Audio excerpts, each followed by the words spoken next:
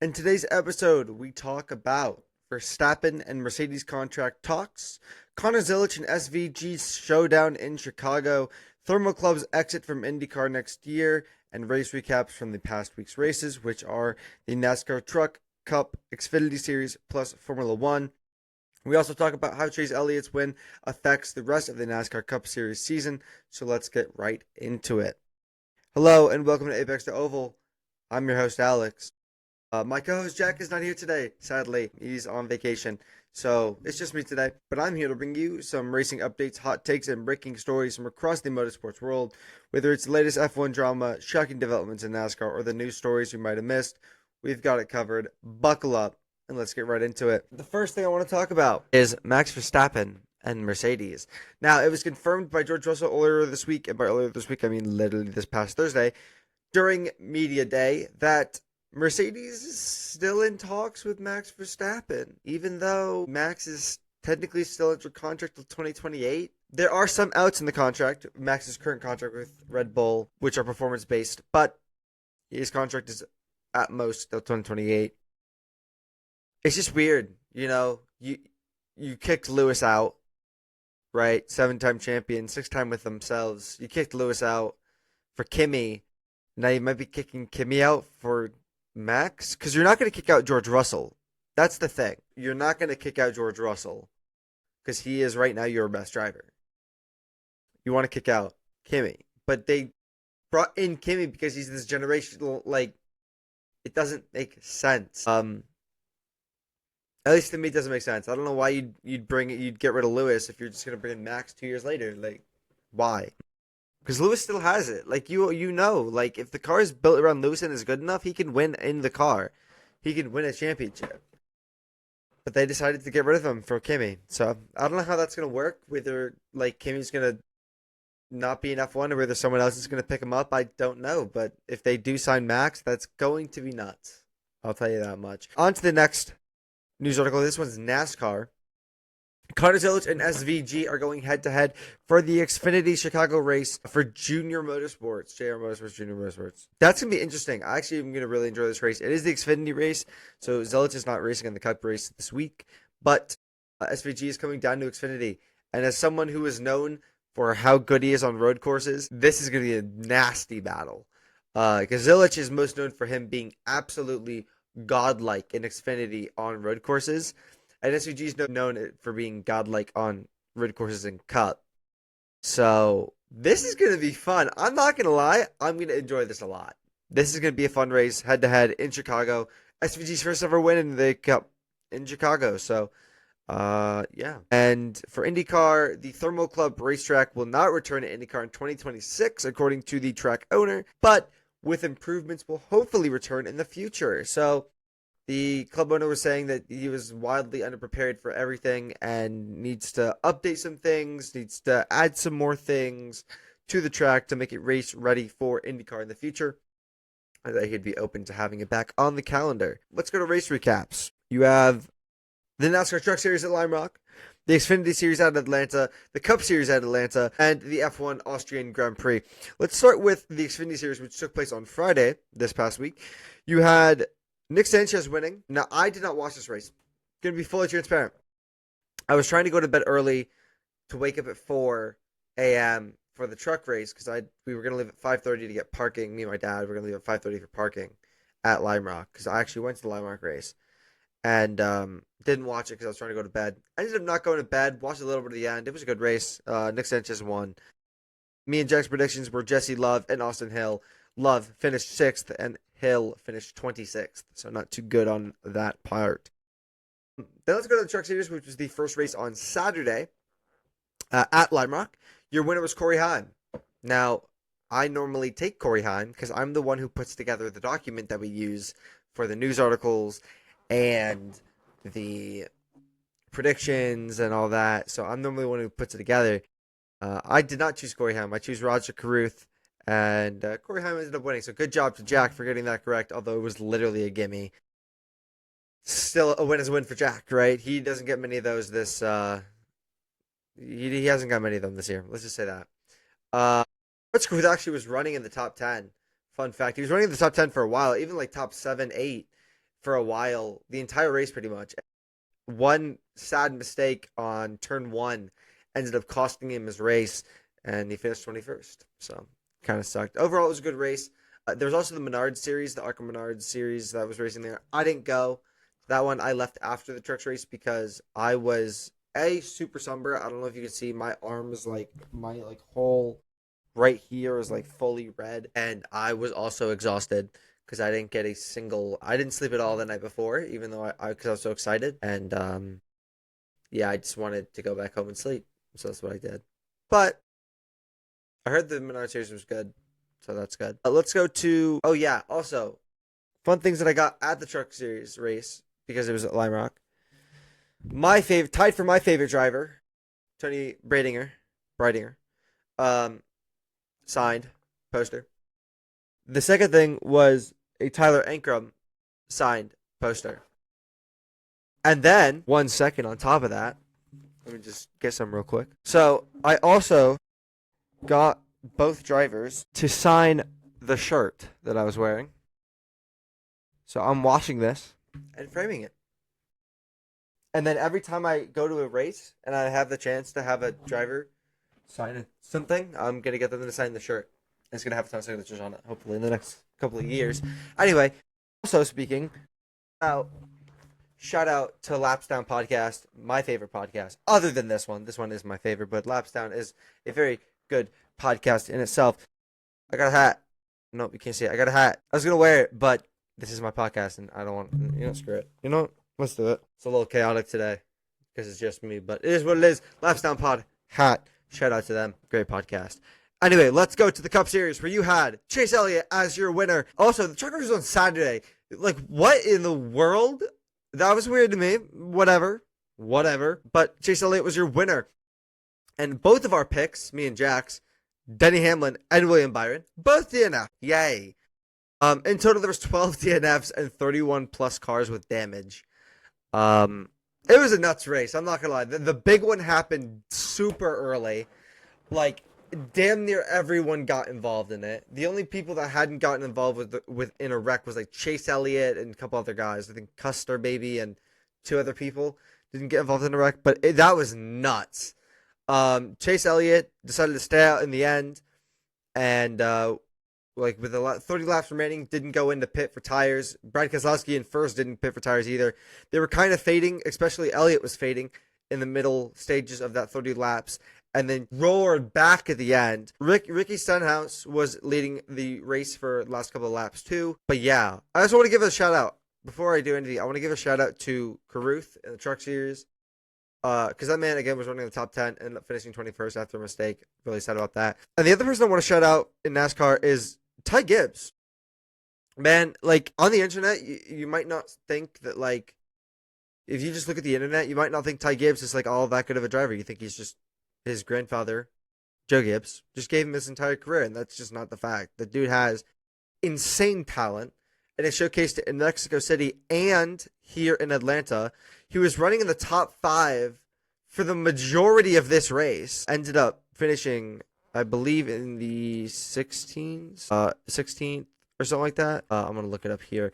But, I mean, what a race from Ty Gibbs. I mean, I really like Ty Gibbs. He is my pick for most improvement of a driver. He finished 14th, but he's running in the top 10, top 5 for the majority of the race. He did very, very well. So I thought I'd give a shout out to him. And also Connor Zilisch. Coming into the Cup Series, your first ever drafting track, your third ever Cup race, and first ever drafting track, and you finish 11th. As someone who's not known for being like an oval specialist, right? The dude's unworldly at road courses, but he's not the best at ovals, at least it seemed like in the beginning of the season, and man, has he learned. In the Cup during this race, and last in the Xfinity, he finished 4th. The week before in Xfinity, he won. Like, the dude is unreal, and so much talent. Arguably, not even arguably, the dude's a generational talent. You cannot tell me otherwise. That dude is a generational talent. He could race in F1. He could race in endurance. He can race in IndyCar. He can race in NASCAR. He can race in any series he wants. The dude is that talented. You know, we talk about Kyle Larson as a guy who's talented and can do anything. Nah, Connor Zilisch is that and more. So shout out to him. Let's go to the Austrian Grand Prix, right? Winner was Lando Norris. Led damn near every lap. This right here was a statement from Lando Norris. I can't even deny that this was a great win for him. Dan near led every race. Held off Piastri for so many laps in the beginning of the race, right? Piastri was on that man's ass, and Lando Norris decided just did I'm like, dude, I have no words. Like, the dude is nuts, especially when under pressure. Normally you see him under pressure, he normally folds, but no, he has not folded. This championship battle is still on. Whether I like to say it is or not, this championship battle is still on, and this dude is going full speed ahead. Held off Piastri at the beginning of the race. Held off Piastri at the end of the race. It was an amazing race from Lando Norris. I can't even deny it. It was great on him. Piastri finished second. It was my pick to win, and Max DNF'd, who was Jack's pick to win. Your DNSs. There was a DNSs race if you didn't watch it. Carlos Sainz DNS'd after his car stalled on the pit lane for the formation lap. And while he was doing his own formation lap and went into the pits, his brakes caught on fire, causing him to leave the race. Max and Kimi also DNF'd. Well, technically different things, but Max and Kimi DNF'd. Kimi locked up his brakes on lap 1, turn 3, 4, or 5. I forget what turn it was, but lap 1, Kimi's brakes locked up, took out Max with him. And Max went over to him, was like, "It's okay." I don't actually know if he said it was okay, but he wasn't angry. He didn't look angry. So, I think Kimi explained it. He was like, "All right, that's fair. That is fair." But Max and Kimi both DNF'd, and Alex Albon DNF'd, which is weird. It is unknown why he DNF'd. It's realistically unknown. I don't know why, but he did. The team called him into the pits and said, "You're done for the day," which they didn't really give a reason. Unknown. You also had double Sauber points, which, if you told me at the beginning of the year any Sauber would get points, I would tell you you're crazy. But 8th and 9th points, I'd tell you that's impossible. But Sauber did it. Gabriel Bortoleto got into Q3 for the first time in his career this race, qualified P8. He finished P8. Hulkenberg finished P9. What a race from the Saubers. Love to see it. Also, Esteban Ocon got points. A Haas getting points is a good thing for America. With all the crappy things that are going on, you love to see America doing well on the racetrack. And Liam Lawson finishes 6th. Good on him. It's his highest finish, I believe, so far this season. Definitely so far this season. He doesn't have that many points. But a good comeback from him. He did qualify P6, I'm pretty sure. So, there's that. And speaking of F1 in America, ex-F1 driver Logan Sargent apparently has a job again. Now, it's unclear what his job is, but he was seen at a track testing cars. So will we see Logan Sargent in IMSA? Will we see Logan Sargent in WEC? He's supposed to be in WEC this year. He ended up dropping out. Will we see him in endurance racing? I would love to see it. I'm down. Let's go on to race predictions. There's no trucks this week, but there is Xfinity, Cup, F1, and IndyCar. So let's get into Xfinity at the Chicago Street Course. Obviously, there's only 2 guys that you should really be picking. It's either SVG or Connor Zilisch. I have SVG. Jack, who I talked to earlier today, has Connor Zilisch. So it's really a toss-up. Then you have the Cup race at Chicago. And there's really only one person you should really be picking. But there also is a second dark horse. And that's who Jack picked. I have SVG because, I do the doc first. Sometimes I'll forget to do the doc first, or predictions first, and the Jack will swoop in. But I normally get priority over picks. And I chose SVG. Jack picked Ty Gibbs, which is not a bad pick. Gibbs is very, very good on, street courses, road courses, very good on those. But yeah, very fun to see that pick. And if he does win and makes the playoffs, I'm going to be ecstatic. Yeah, F1, you're at Silverstone. I'm reminiscing on last year's Silverstone. My bad. So, speaking of reminiscing, I have Lewis Hamilton again. That man is unbeatable at Silverstone. The dude becomes a god at Silverstone. I don't know how to explain it. The dude is something happens and Lewis Hamilton shines at Silverstone. So I have Lewis. Doesn't matter. The Ferrari upgrades have worked this week. They are the second fastest car, at least this week. They finished P3 and P4. And I have Norris. I have Lewis Hamilton taking the checkered flag in first at Silverstone. Jack went with kind of another British driver, a McLaren driver. At the home Grand Prix of McLaren, Jack has Lando Norris to win the Silverstone Grand Prix. Not a bad pick. Again, fastest car, did really well this week. Has confidence again. Again, not a bad pick. And for IndyCar at Mid-Ohio, I have Alex Palou. You can't count him out. You can't. It's a street course or like a road course. You can't. You just can't. You got. If Palou is on a street course or a road course, you got to at least pick Palou, and that's what I did. Jack has the only other winner this year, Kyle Kirkwood. Yes, Kyle Kirkwood. So that's not a bad pick either. Let's be honest. Kyle Kirkwood is too good as well. Let's go to the main story, right? Chase Elliott won at Atlanta. So what does this mean for the remainder of the season? Well, I have some little thingy-bobbers to think about. There are 12 race winners so far, being Byron, Elliott, Larson, Hamlin, Bell, Blaney, Chastain, Briscoe, Logano, Cindric, Berry, and SVG. Right. There are 16 spots in the playoffs, which means there are 4 spots left currently for points cutoff.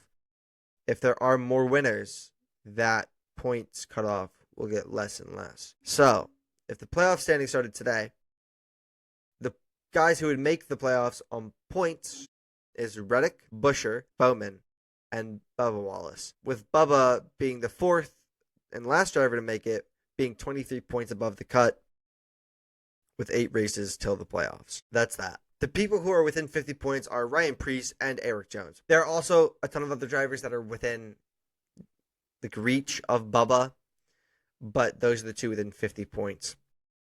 And nobody's really out except for Ware or Herbst. Ware has 133 points, Herbst is 206, and I believe Bubba has like 323 or 326 or 426 or something like that. The only really drivers that are fully out are basically Ware and Herbst. Which Herbst, being in a 2311 car, is nuts. How? But that, it is what it is. So, there are currently, as I said, 8 races left and 4 playoff spots left. And currently, we're 9 for 9 in the past weeks. 9 different races, 9 different winners. If this continues, let's just say every 2 races, there's a new winner. You will not get in on points. Say there's 5 winners in the next 8 races that are new. Definitely not going to happen, but let's just do what if. One of those winners, the final winner of those new winners, will not make the playoffs, which would suck. Now, here's what I do think should happen. And I have a little kind of revision to the Cup Series playoffs, specifically Cup Series. Right? Because there's only 16 spots, and there's 24 races? 28 races in the regular season or something like that, right? When you look at that, it's like, okay, interesting. 24, 26, whatever, 28 races, 16 winners. If there was a winner every race, a new winner every race, there would only be 16 people in the playoffs still. So what I say, right, this is my little revision to the playoffs. If you're going to have 24 races in the season, in the regular season, put 24 spots in the playoffs. If you're going to have 28 races in the regular season, put 28 spots in the playoffs, right? Have at least a chance so that everyone can, if there's a new winner every race in the regular season, every one of those guys can make the playoff. There would be a lot of people who would make it on points, because let's be honest, there's not going to be 24, 28 different winners, right? There's going to be a lot of people on points. That's fine. Then what you do is you have 2 options. You can make the playoffs 2 races per round and add another race for the championship race of 5 rounds of 2, cut off 4 drivers. So say there's 24 drivers. Yeah, so say there's 24 drivers in the playoffs, 5 rounds, cut off 4 each round. That way, by the time you're in the championship race, the final race, there is 4 drivers. Or what you can do is do 3, 3, 3, and then do 3 rounds of the championship. So instead of 1 race in the championship, have 3. And whoever has the highest average finish is those races. Like, you can do it by points, like whoever has the most points out of those 2 races, 3 races, whatever, or just have the highest average finish. I think that'd be a lot better than just 16 drivers. Normally you don't have 16 winners, but if you do, there's an issue if there's a 17th, right? But there has to be some sort of way to make the playoffs better and more inclusive to some of the other drivers, right? In the NFL, they expanded the playoffs. Yeah, they expanded the playoffs to add like what, two more teams, one more team, something like that, and it made it a lot better, in my opinion. Yes, the shitty teams will get screwed over by the better teams, but on the off chance that a Cinderella run happens, it's a lot better and a lot cooler for the sport. We need that for NASCAR because right now, only the top 16 drivers in the championship. Normally, the top 16 drivers in the championship. Barry and SVG are not in the top 16. Barry's 19th. And to be fair, isn't 2 off 16th. Like he is 16 points off 16th. Funny enough, right? But he has a win. The next one, SVG, he's like 100 points off, 100 plus points off 16th. So like, if you like, yeah, just add more spots to the playoffs, and I think it would make it a lot better. And then change the layout of the rounds. But Chase Elliott wins. This was a little weird. I kind of went all over the place, especially in this last 10 minutes. So my apologies.